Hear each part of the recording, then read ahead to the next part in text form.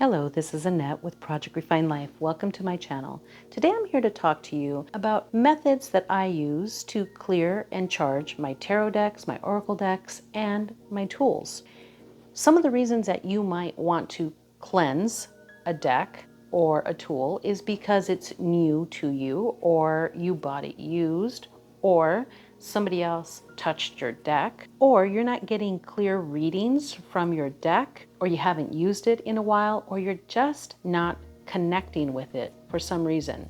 Charging your deck would mean to shift the frequency of whatever it is that you're working with to make it work for a specific intention or a specific use. Some of the things that I would use, and I always use to be honest, is my smudge. So I just take a little piece of my sage and I circle the deck. And as I'm circling the deck, I'm stating my intention, like why am I doing this? I also smudge the booklet, so that way the smoke comes into the booklet. When I take my deck out of whatever container it came in, I smudge the container as well. Maybe hold it upside down so that way the smoke can get inside of the deck. And again, smudge the deck entirely.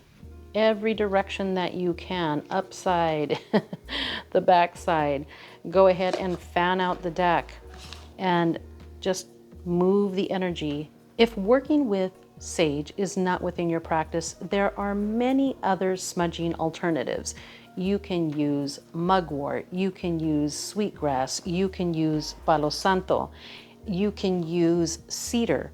All of those things really clear up and cleanse energy. If you are in an area in which you cannot use smoke, I always have on hand a little Palo Santo spray or a smudge spray that you can just simply spray the area and spray your deck. I wouldn't advise getting your decks wet, but if it's a tool and it can withstand an actual washing, maybe using some Florida water would be another great way of spraying or wiping down your tools. You can also use Florida water in a little spray container, and that is a beautiful way of shifting and changing the energy.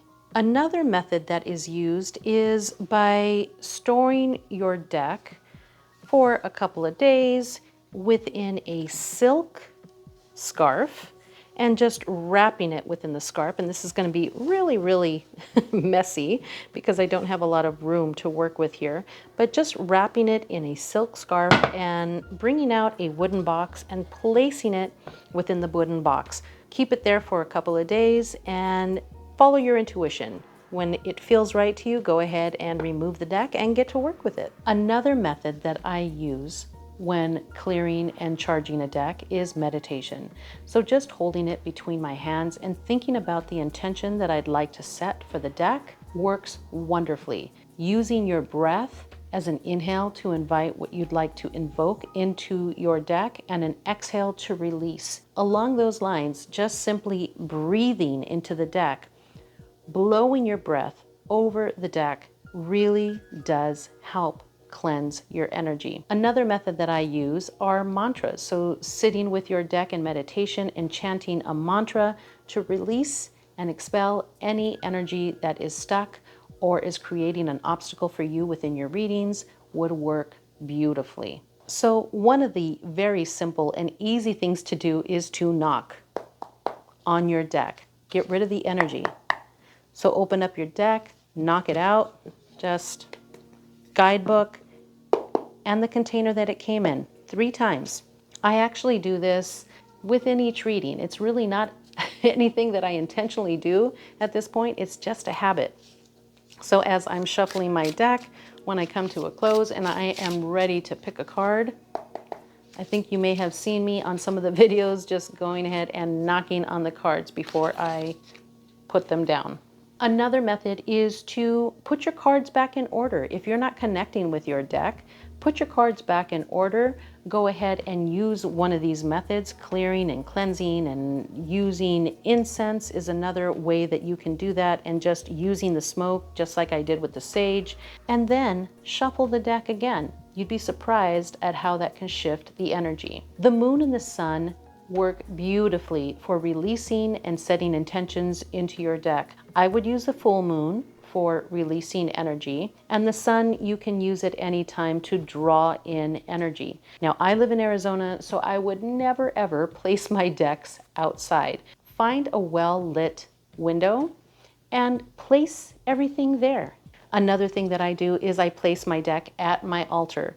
My altar is filled with all the intentions and love that I've been giving and feeding into this place, this sanctuary, this sacred spot for me. So placing a deck on my altar works beautifully. Reiki and energy also work wonderfully. So now if you are attuned to even Reiki 1, go ahead and draw a sign over your deck, tap it in, push it in with your hand, lay your hands over the deck, and that really does help. Sound.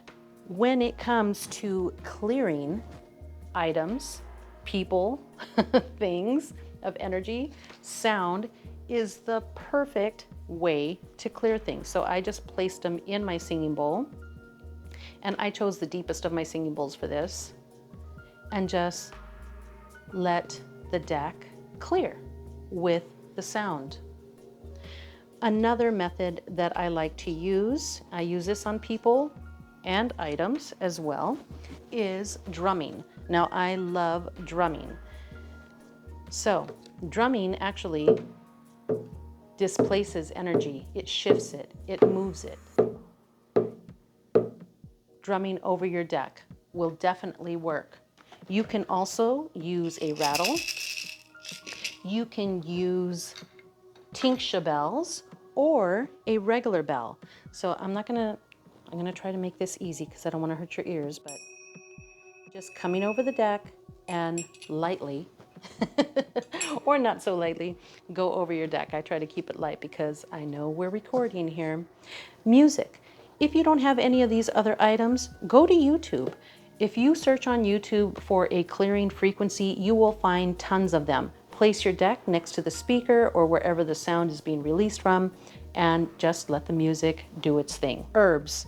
Now, working with herbs, of course, you can use that to shift energy by drinking it, by putting it in your teas, by writing on a bay leaf and burning it for ritual. But you can also use it on and with your tarot deck. So if you need to release negative energy, go ahead and place a bay leaf on top and the bottom, and then just stick it back in the box that it came in, or find a bag and place it in the bag. Now here, as you can see, I'm putting it into a red bag. So the benefit of using a bag for this type of work is that if you're using a bag that has a specific color to it, use those colors for setting an intention for your deck. So if I want this to be a grounded deck, using this red bag would be wonderful. If I'm looking for cleansing, using a black bag. So on and so forth. Use the colors from the chakras, and it makes it easy to use that type of energy for your deck. There are also other things that you can use besides basil. Another item that works perfectly is yerba santa. I don't have any of that in front of me, but you can find it at any Latin grocery market. Using crystals is one of the best methods that I can think of easily dispelling energy. So here I have a selenite palm stone. There is also a obsidian, golden sheen obsidian. That is my friend. It never leaves my altar. Always have golden sheen obsidian close by because it really does release energy. And rose quartz if you want to call in a different type of energy. Now, one of the things that I love about the Kailab Tarot, when the creator sent me this box, she went ahead and put in this rose quartz into the box. So this rose quartz is always in contact with this deck. So it never leaves. It has that energy. It's holding that energy within this container. And I love the idea of this. If you have room within a box and you can just glue a little crystal in, that is a perfect method to use. Now, there are other things that you can use, such as selenite towers, or you can call in specific energies when charging with citrine or with amethyst if you want to be more intuitive. If you're calling in wisdom for your ancestors, I like to use one of my crystal skulls. If I'm looking for otherworldly type energy, I use my little alien skull. If I'm looking for animal energy, I can use one of my little animal totems there. Now, alongside the idea of working with crystals on top of the deck, you can also grid with your deck. So say you're trying to call in energy, a specific type of energy into the deck. So you're charging the deck. Simply place some small little crystals around the deck, coming into the deck, creating that energy source for your deck for however you want to charge your deck. And if you have a little generator or a palm stone, just place it right on top of the deck.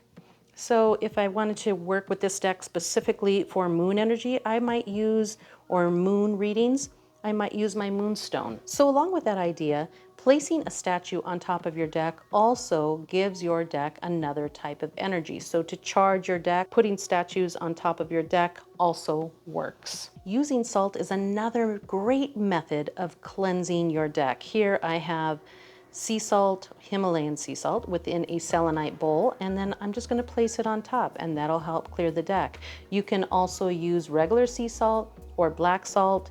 And some people that I know have actually submerged their deck within the salt. I've never done that, but they get a container of salt, they wrap their deck, they place it inside the salt, cover it all, and that will clear the energy. Another thing that you can do is just simply taking your salt and encircling your deck will also dispel energy from the deck. Coming back to our bag. Sleeping with a deck is another thing that a lot of people do. So they might use just a little bag, place the deck inside the bag. You don't want to sleep with it in the box, but place this under your pillow. I've never placed a deck under my pillow. I have often, just like I did with the Ritual Tarot, set the deck alongside me on my nightstand and slept with it there. I carry it around with me and keep it with me if I want to charge it with my own energy. That is another thing that you can do with it. So another thing that you can do while keeping it in this bag is take it with you. Take it out in nature. If you're going to the park, if you're going to your favorite hiking spot, take it with you, carry it with you. Another way that I often charge my tools and decks is by simply placing them at the top of my yoga mat. While I'm doing my practice, I am working with all kinds of energy and sometimes certain chakras. So placing it on top of the deck and feeling what it's giving me and then pushing into the deck my own energy is a beautiful method of charging up and releasing anything within your decks or your tools. Now, that being said, I even cleanse books because they carry a lot of energy. A lot of hands are on books, whether you're buying it new or used, from the people who first created the book to how it was handled, how it was stored, how it was delivered. All of that matters because we're energy. Everything that we touch, everything that is energy. It's frequency. So I cleanse my books. And if I want this book to be specifically for journeying, then I'm going to set my set of crystals that I have, a separate little set that I have that is specifically for journeying. And I place it on top of the book. And that's what I will use to charge this specific book. Another thing that you can do is using your sacred tools to charge your deck. So here I have my chumpy stones, and in this case, just like the salt, I would just encircle my deck with my sacred tools, or if I had a Merkaba, then maybe I would just place it on top of the deck, or maybe using one of my wands to move the energy into the deck. That is another thing that you can do. If you have a double terminated quartz or something like that, then you're moving the energy back and forth between you and the deck. So for me, using these methods with a deck really does help to dispel the energy with any tools. It helps charge the tool, whatever it is that you're using, to your frequency, setting it to your frequency. And sometimes what you put into a deck or a tool is you. This deck in particular is the Baroque Tarot. I received it a few weeks ago, but I was working heavily with the Ritual Tarot. So I didn't give this deck its fair shot. This is a completely different animal than the Ritual Tarot. This deck is stunning, it is beautiful, and it is a very clear reader. But I was disassociated or disconnected from this deck because I was pouring my energy into the other deck. So in this case, it's not the deck, it's me. So I need to release whatever it is I was working with at that time so that I can charge this deck up to work with it and give it its fair shot. So that's it, guys. Those are some of my methods of cleansing and charging your tools. If you have any questions or you have any additional ways of working with your decks to clear, to cleanse, to charge them up, please let me know. If any of these stand out to you, again, let me know. I'd love to hear about it. Thank you so much for watching. I wish you a beautiful day, and I will see you later.